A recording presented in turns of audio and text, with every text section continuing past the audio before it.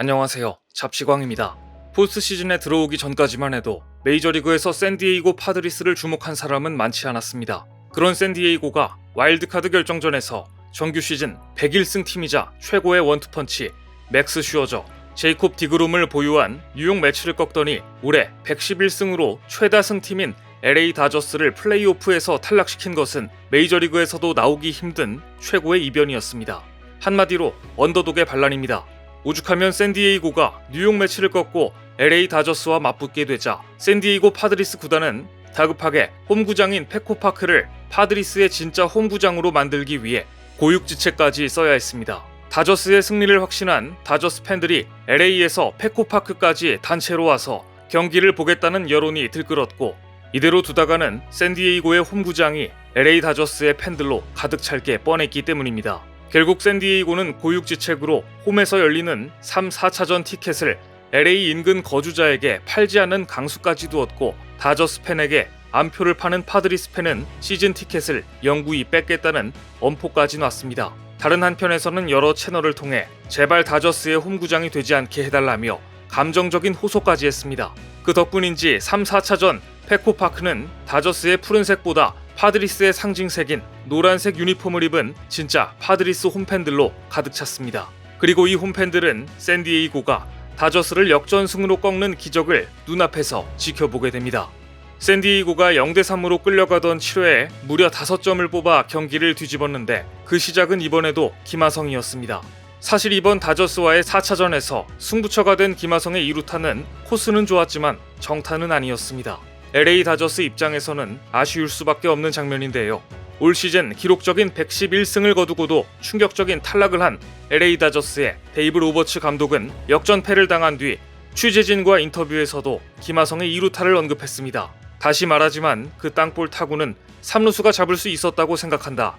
병살타가 될 수 있는 상황이었다. 하지만 그러지 못했다.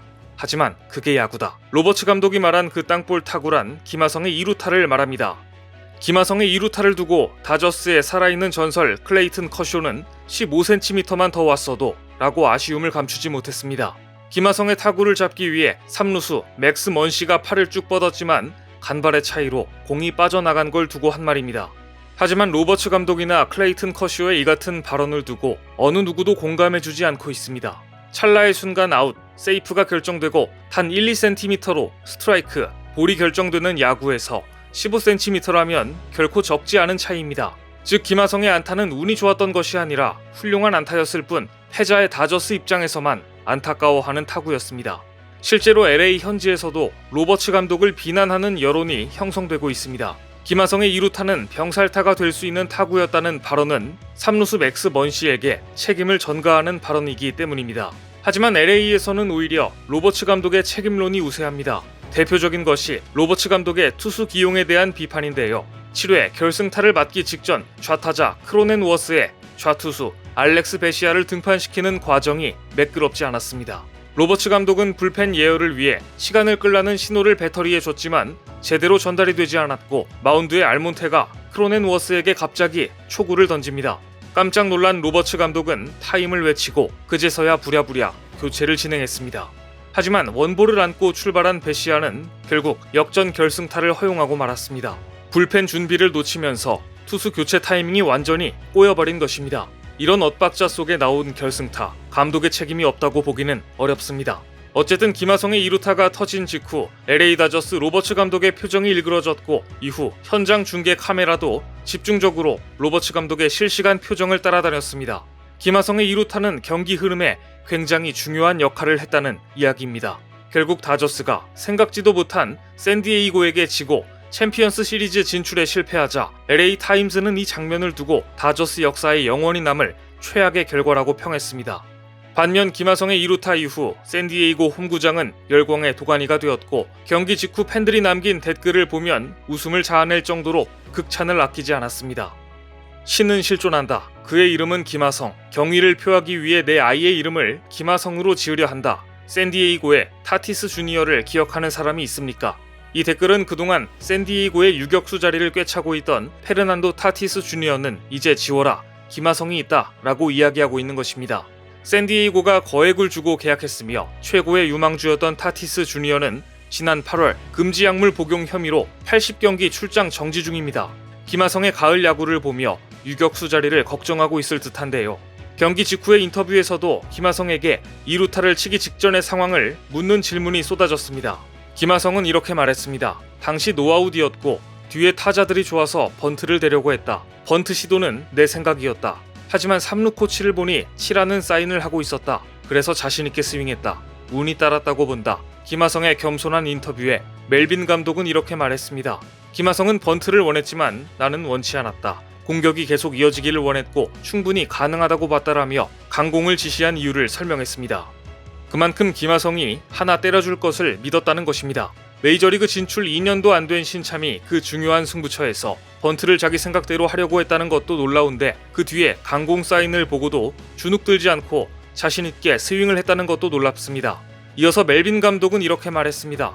김하성의 2루타가 나오는 순간 역전이 가능하다고 느꼈다. 베이스볼 서번트가 집계한 결과 김하성의 그 2루타 직전까지 샌디에이고의 승리 확률은 38%로 여전히 다저스가 우위에 있었습니다. 하지만 김하성이 2루타를 치면서 샌디에이고의 승리 확률은 무려 66%까지 올랐습니다. 이날 가장 결정적인 안타였다는 사실을 통계도 증명해준 것이죠. 흐름은 이때부터 파드리스 쪽으로 완벽히 넘어왔습니다. 멜빈 감독은 작년 가을에 부임한 감독이었습니다. 메이저리그의 양대 리그에서 모두 올해의 감독상을 수상한 멜빈은 빛나는 이력의 소유자로 팅글러 전 감독에 비해 주전급 선수에 대한 의존도가 낮고 다양한 선수들을 고루 기용한다는 평가를 받는 감독이었습니다. 이런 감독이 부임한 것은 그때 막 메이저리그에 첫 발을 디딘 김하성에게는 좋은 기회로 보였습니다. 그리고 김하성은 멜빈 감독에게 강하게 눈도장을 찍었습니다.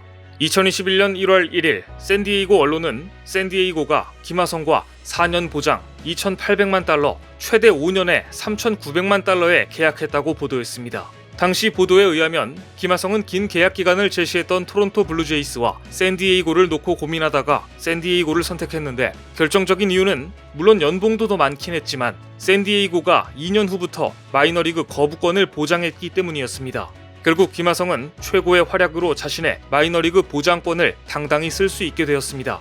당시 언론들은 샌디에이고가 김하성을 지난해 신인왕 2위를 차지했지만 좌투수의 약점을 보였던 제이크 크로넨워스와 플래툰을 돌려서 기용할 가능성이 높다고 예상했습니다. 그럴 만도 한 게 3루에는 이미 마차도가 있었고 유격수에는 페르난도 타티스 주니어가 각자 꿰차고 있어서 이 둘이 갑자기 부상이라도 당하지 않는 이상 김하성이 이들의 자리를 차지할 가능성은 적어 보였습니다. 오랜 부진을 겪다가 과감한 유망주 육성 정책으로 내셔널리그 서부에서 경쟁력을 획득한 샌디에이고에게 가장 필요한 것은 다저스 투수들에게 타자들이 막혀 있을 때 판을 흔들 수 있는 유용한 대타 자원이었습니다.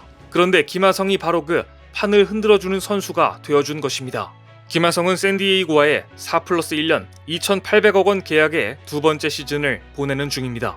아직도 보장 기간 2년이 남아있는데 내년부터는 마이너리그 거부권도 갖게 됩니다. 작년과 올해는 혹시 부진하면 마이너리그 강등 우려도 있었지만 올해는 가을 야구에서의 활약으로 모든 걱정을 날려버렸습니다.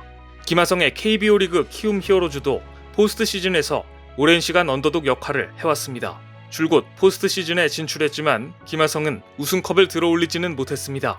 이게 못내 아쉬웠던 김하성은 KBO 리그에서 못한 우승을 메이저리그에서는 하고 싶다는 포부를 전했습니다. 과연 그의 꿈이 메이저리그에서 이루어질지 지켜보겠습니다. 오늘 준비한 소식은 여기까지입니다. 댓글을 통한 여러분들의 많은 의견 기다리겠습니다. 시청해주셔서 감사합니다.